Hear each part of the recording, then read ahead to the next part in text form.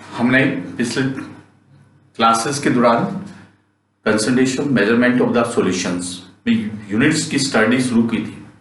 उसमें हमने molarity, percentage, weight by volume and normality की स्टडी की थी। उसके बाद हमने वेट बाय वेट के अंदर मोलारिटी की स्टडी की थी। अब उसमें नेक्स्ट पार्ट आता है wait by wait. Second part होता है इसमें परसेंटेज मास। परसेंटेज मास, तो परसेंटेज मास मींस क्या होता है? सॉल्यूशंस। सॉल्यूशन के टू पार्ट होते हैं, सोल्यूट प्लस सॉल्वेंट। तो हम यहां सॉल्यूशंस के अंदर उसकी कंपोनेंट का अमाउंट लेंगे, मतलब मास मींस परसेंटेज मास मींस उसका अमाउंट लेंगे। सपोज करो हमने सोल्यूट का अमाउंट W1, सॉल्वेंट का अमाउंट W2 यूज किया है, तो उसकी मूल डेफिनेशन क्या होगी? The percentage mass of a component of a solution. The percentage mass of a component of a solution is that the ratio the amount of a component and total amount of solutions.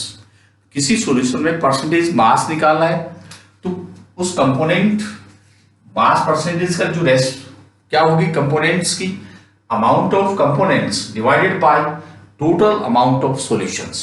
As example, percentage mass of solute is equal to amount of solute upon total mass of solution means W1 W2, total mass of solution, total mass of solution W1 plus W 100। अब percentage mass निकालना है, ये हो गया mass fraction, इसको बोलते हैं mass fraction. Mass fraction. अब हमें परसेंटेज मास निकालना है तो उसकी डेफिनेशन क्या होगी? मास फ्रैक्शन की डेफिनेशन होती है the mass fraction of A component of A solution is that the ratio of the mass of A component and total mass of the solutions.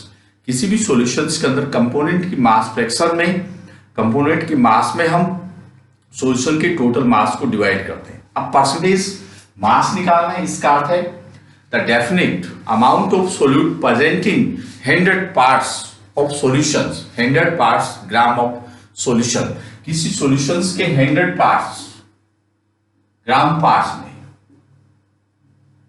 Amount जो सोल्यूट की या component की present होती है, तो परसेंटेज मास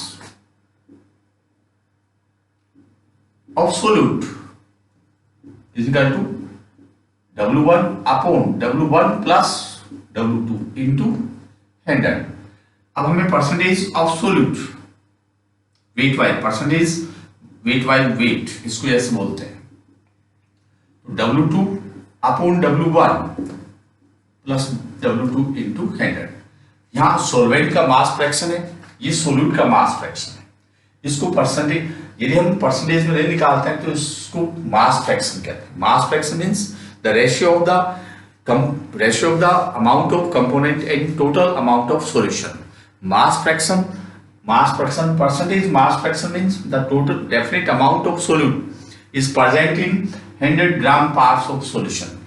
किसी solution के 100 ग्राम parts के अंदर solute या solvent की जो amount present होती है उसको percentage mass कहते हैं। इसको हम percentage weight by weight के रूप में रिप्रेजेंट कर सकते हैं। अब उसमें थर्ड यूनिट होती है मोल फ्रैक्शन। मोल फ्रैक्शन, यहां हमने मास फ्रैक्शन यूज किया। मास फ्रैक्शन में हम मास का फ्रैक्शन लेते हैं या रेशियो लेते हैं मास का। अब यह मोल फ्रैक्शन होता है, पहले हम मास को, सोल्यूट और सॉल्वेंट के मास को किसमें कन्वर्ट करेंगे? मोल्स, नंबर ऑफ मोल्स में चेंज करते हैं। जैसे solution is equal to solute plus solvent. तो सोल्यूट की अमाउंट क्या है? W1, सॉल्वेंट की अमाउंट W2। तो फर्स्ट नंबर ऑफ मोल्स, दोनों के नंबर ऑफ मोल्स निकालें, तो N1 W1 अपॉन M1। तो W1 means amount of solute, M1 means molar mass of solute, and N2 W1 W2 upon N2। तो W1 और W2 क्या हो गया? Amount of solute and solvent. M1 M2 क्या हो गया, molar mass of solute and solvent. तो mole fraction की डेफिनेशन क्या होगी, the mole fraction of A component in solution is that the ratio of number of moles of component and total moles of solutions. मतलब mole fraction या mole fraction means क्या होगा, the mole fraction of A component of A solution is that the ratio of the number of moles of component and total moles of solutions. Mole fraction means, mole fraction कहने का अर्थ है कि हम mass fraction में मास का fraction use करते हैं। Mole fraction में हम पहले मास को नंबर ऑफ मोल्स में बदलते हैं, उसके बाद उसका मोल फ्रैक्शन कैलकुलेट करते हैं। तो mole fraction is equal two moles of component, कोई भी कंपोनेंट लेंगे उसका mole fraction divided by total moles of solutions, solution की टोटल मोल्स, इसका रेशियो लेते हैं। जैसे मोल fraction of solute x1 is equal to n1 upon n1 plus n2, the number of moles of solute divided by total number of moles of solutions, x2 n2 upon n1 plus n2 ये होता है। तो total mole fraction of solution is equal to x1 plus x2 is equal to 1। किसी भी solution की total mole fraction always 1 होगी, न कम होगी न उससे ज्यादा होगी। ऐसे n1 plus n2 upon n1 plus n1 plus n2 is equal to 1। x1 plus x2 is equal to 1। x1 calculate करना हो, x2 कैलकुलेट करना हो 1 माइनस x1। इस फार्मूले से हम सॉल्यूशन के दोनों कंपोनेंट्स की मोल फ्रैक्शन निकाल सकते हैं। अब सॉल्यूशन में कंपोनेंट कितने भी हो सकते हैं, लेकिन मोल फ्रैक्शन सबकी इक्वल है। सपोज करो कोई सॉल्यूशन है A, B और C, 3 कंपोनेंट है, 3 कंपोनेंट, तो number of moles N1, N2, N3, तो तीनों की मोल फ्रैक्शन क्या होगी, XA N1 plus N2 plus N3, XB N1 N2 N3, XC N1 N2 N3, N1 N3, N1 plus N2 plus N3। इसको हम इस प्रकार से लिख सकते हैं, delta N1 upon delta N, N2 upon delta N, N3 upon delta N। तो delta N means total moles of solutions के टोटल मोल्स होते हैं, इसलिए उसको हम total moles of delta N represent कर सकते हैं। इस तरह से हम वेट बाय वेट के अंदर इसकी थर्ड यूनिट होती है, first molarity, second percentage mass, third mole fraction, fourth होता है इसमें fourth unit ppm। ppm means parts पर बिलियन। एक नई टर्म्स होती है ppb, पार्ट्स पर, ये मिलियन होता है, ये बिलियन होता है, बिलियन। इसकी डेफिनेशन क्या होती है, definite amount of solute presenting 10 की पावर 6 और 10 की पावर 9 पार्ट्स ऑफ सॉल्यूशन। किसी भी सोल्यूट की अमाउंट, डेफिनेट अमाउंट जो सॉल्यूशन की 10 की पावर 6 पार्ट और 10 की पावर 9 पार्ट में प्रेजेंट होती है। कभी किसी कंसंट्रेशन को जो प्रेजेंट टाइम में हम रिप्रेजेंट करते हैं, सॉल्यूशन की कंसंट्रेशन को ppm में रिप्रेजेंट करते हैं। ppm is equal to amount of solute, amount of solvent into 10 की power 6, ppb amount of solute, amount of solvent into 10 की पावर 9। इससे हम प्रेजेंट टाइम में हम सॉल्यूशन की कंसंट्रेशन को पीपीएम पीपीबी में मोस्टली रिप्रेजेंट कर सकते हैं।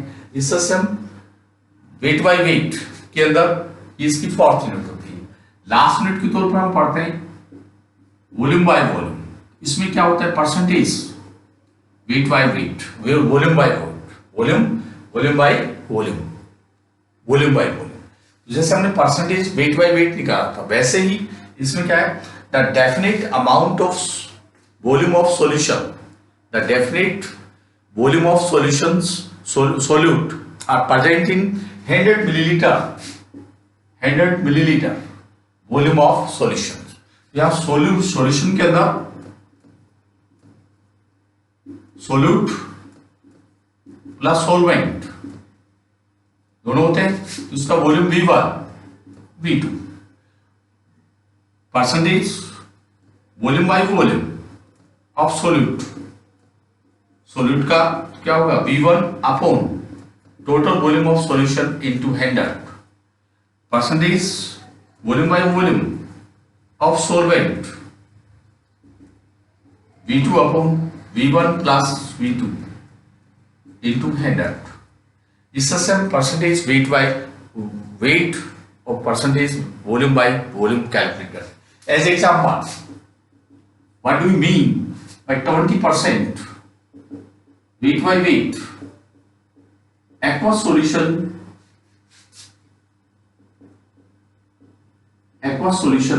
of ethanol,